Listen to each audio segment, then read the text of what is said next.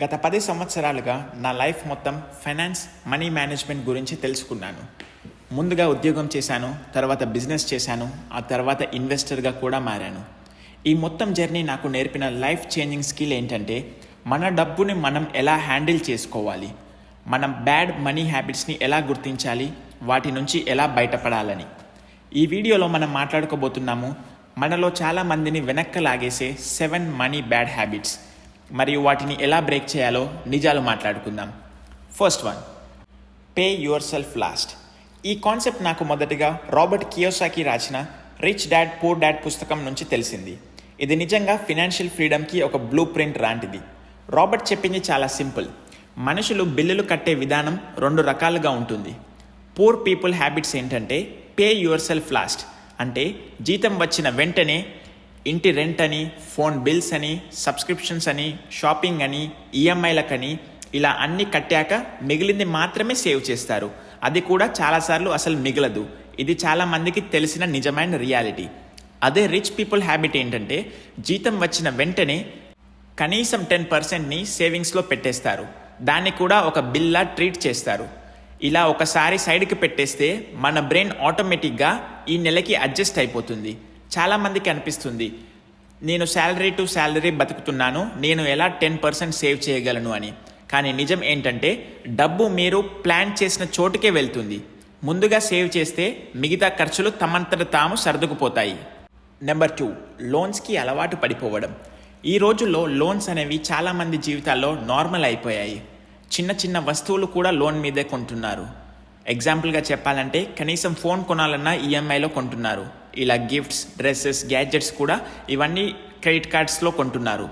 నా దగ్గర ఉన్న రూల్ ఒకటే, క్యాష్లో తీసుకోలేకపోతే నేను దానిని లోన్ మీద ఎప్పుడూ కొనను.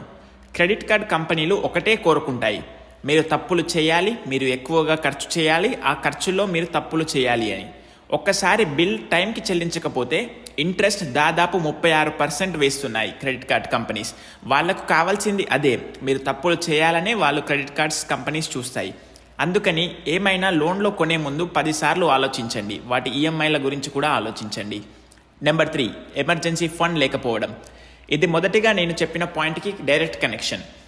మీ దగ్గర కనీసం 3 నెలల ఖర్చులకు సరిపడే ఎమర్జెన్సీ ఫండ్ ఉండాలి. ఇది నిజంగా ఒక లైఫ్ సేవర్. ఇంత బ్యాకప్ ఉన్నప్పుడు మీ డెసిషన్స్ చాలా కాన్ఫిడెంట్గా ఉంటాయి. ఈ ఫండ్ ఎలా వస్తుంది అంటే 10% సేవింగ్స్ని అలవాటు చేసుకున్నారు కదా, దాని ద్వారా వస్తుంది. ఎమర్జెన్సీ ఫండ్ని కంప్లీట్ చేశాక మీ ఎక్స్ట్రా మనీని ఇన్కమ్ని పెంచే ఇన్వెస్ట్మెంట్స్లో పెట్టాలి. Number 4, me income and expenses మీకే తెలియకపోవడం. ఎక్కడ ఉన్నామో తెలియకపోతే ఎక్కడికి వెళ్ళాలో ఎలా తెలుస్తుంది? లైఫ్ స్టైల్ ఇన్ఫ్లేషన్ అనేది చాలా డేంజరస్. జీతం పెరుగుతున్న కొద్దీ ఈఎంఐలు పెరుగుతాయి, కొత్త వస్తువులు కొనాలనిపిస్తుంది, కొత్త కార్లు కొనాలనిపిస్తుంది, ఖర్చులు చాలా పెరిగిపోతూ ఉంటాయి. చాలామంది ఈ ట్రాప్లో పడిపోతారు. అందుకే ఒక బడ్జెట్ ట్రాకర్ తప్పనిసరి. దాంట్లో ఉండాల్సినవి ఏంటంటే మీ మంత్లీ ఎంత ఇన్కమ్ వస్తుంది, మీ సేవింగ్స్ 10% కంటే ఎక్కువ సేవ్ చేస్తున్నారా లేదా, తర్వాత మీ బిల్స్, తర్వాత మీ rent, EMIs and loan repayments, తర్వాత మీ నెల ఖర్చులు. 3 నెలలకు ఒకసారి దీన్ని అప్డేట్ చేస్తూ ఉండాలి. ఫైనాన్స్ మ్యాప్ని తెలుసుకున్న వాళ్ళు ఎక్కడ ఉన్నారో, ఎక్కడికి వెళ్ళాలనుకుంటున్నారో, ఎలా వెళ్ళాలనుకుంటున్నారో క్లియర్గా తెలిసిపోతుంది వాళ్ళకి. నెంబర్ 5, ఖరీదైన హాబీలు. షాపింగ్ ఒక రీటైల్ థెరపీ. పెద్ద కంపెనీలు అన్నీ మన ఎమోషన్స్ని వాడుకొని మార్కెటింగ్ చేస్తాయి. స్పెండ్ స్పెండ్ స్పెండ్, అదే వాళ్ళ గేమ్. వాళ్ళు మన దగ్గర నుంచి ఎక్స్పెక్ట్ చేసేది ఒకటే, మా వస్తువులని కొనండి కొనండి కొనండి అని చాలా వరకు మార్కెటింగ్ చేస్తూ ఉంటాయి. స్పెండ్ చేయడం ద్వారా వాళ్ళకి డబ్బులు వస్తాయి, మనకేమీ రావు.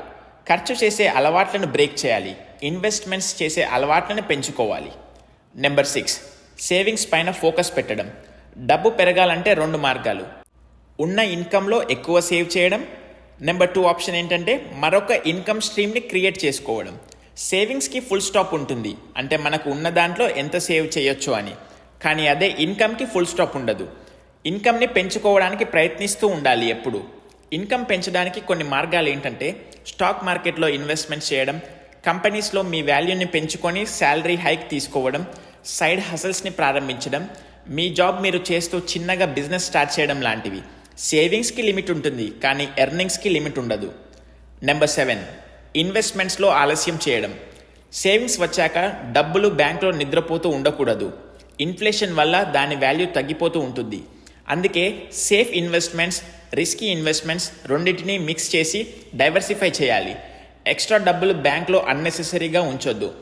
టైం లేదు, డబ్బు లేదు, అర్థం కాదు, ఇవన్నీ ఎక్స్క్యూజెస్ మాత్రమే. మీరు డిలే చేస్తే జీవితంలో మరింత కష్టంగా పనిచేయాల్సి వస్తుంది ఫైనాన్షియల్ ఫ్రీడమ్ కోసం. ఈ 7 హ్యాబిట్స్ని మీరు బ్రేక్ చేయగలిగితే మీరు ఫైనాన్షియల్ ఫ్రీడమ్కి చాలా దగ్గర అవుతారు. ఈ వీడియో కనుక మీకు నచ్చినట్టయితే ఒక లైక్ చేయండి. మీ అపురూపమైన ఒపీనియన్ని కామెంట్ రూపంలో చెప్పండి. మీ ఫ్రెండ్స్ అండ్ ఫ్యామిలీకి షేర్ చేయండి. సబ్స్క్రైబ్ చేసుకోవడం మర్చిపోకండి. Thank you so much. See you in the next video.